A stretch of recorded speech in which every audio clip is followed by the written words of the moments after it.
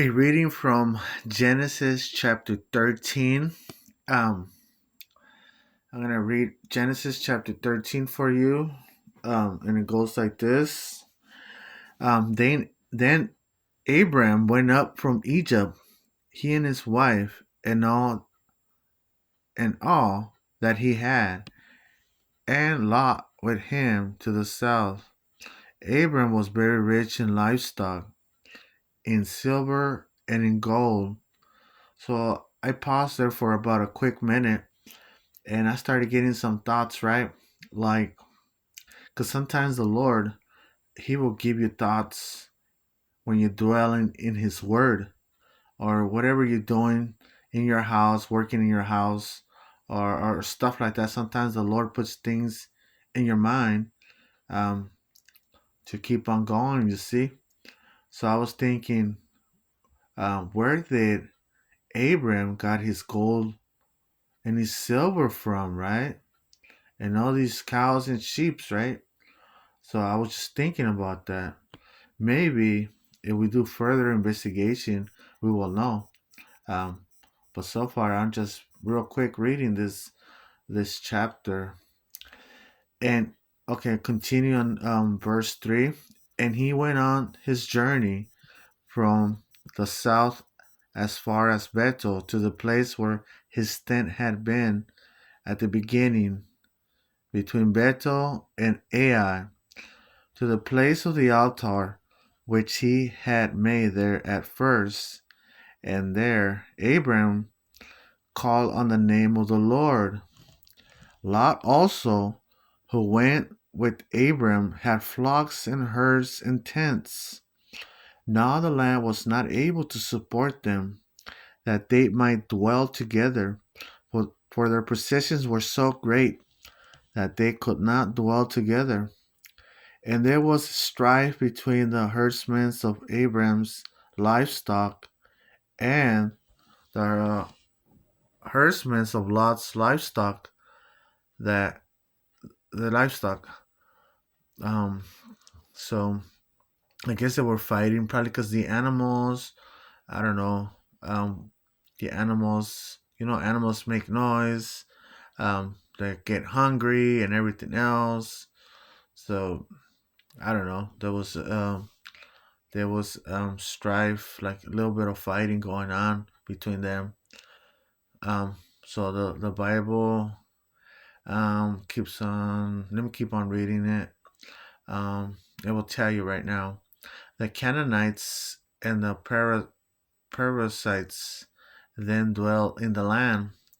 So Abram said to Lot, "Please, there be no strife between you and me, and between my herdsmen and your herdsmen, for we are brethren. Um, is not the whole land before you? Please separate from me. If you take the left, then I will go to the right, or if you go to the right, then I will go to the left." And Lot lifted his eyes and saw all the plain of Jordan, that it was well watered everywhere, before the Lord destroyed Sodom and Gomorrah, like the garden of the Lord, like the land of Egypt, as you go towards Zoar. Then Lot chose for himself all the plain of Jordan, and Lot journeyed east, and they separated from each other. Abram dwelt in the land of Canaan, and Lot dwelt in the cities of the plain, and pitched his tent even as far as Sodom. But the men of Sodom were exceedingly wicked and sinful against the Lord.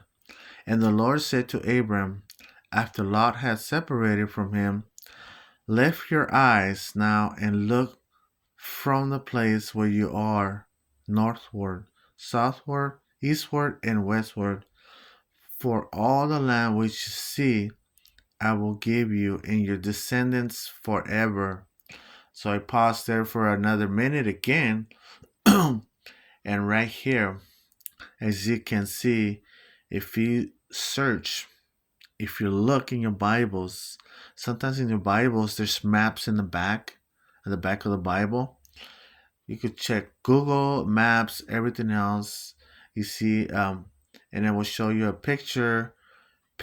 I mean, where Abraham was pitching his tent from here to there and there, and you see, so the Lord didn't lie to him. You see, the Lord made his promise. That's why I guess it's called the Promised Land. Um, I used to hear the promised land is the promised land, all this promised stuff, the promised land. So now I understand why they call it the promised land, because God promised to Abraham a land, and now today it's everything over there, like the back east, Jerusalem, and all those areas over there. All that's the promised land. That's the Holy Land. All that stuff over there. All that stuff. He promised to Abraham, Abraham and his descendants that there will be like sand, his descendants. And it's true. You see, um, it happened. Okay, I'll continue. Um, okay, I'll continue. I'll go back a little bit again. Let's go back to 14 then, so we could get the point.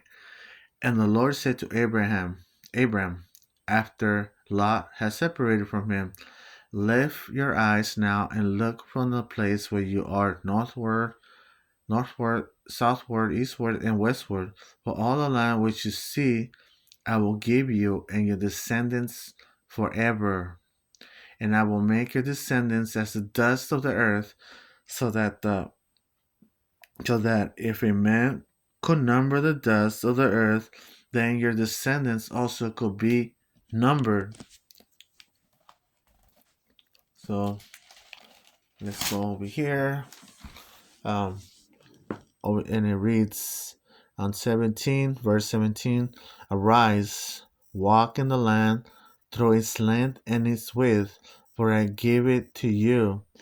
Then Abram moved his tent and went and dwelt by the terebinth trees of Mamre, which are in Hebron, and built an altar there to the Lord. So I was kind of like doing a little bit of research about these trees, right? By the terebinth trees of Mamre. And these trees, it seems like they used to use in the ancient times, they used to use these trees for medicine and stuff, and to sweeten wine and all kinds of stuff. So it was kind of like a medicine thing, and it produces. I wrote it down right here: turpentine, tin, oil.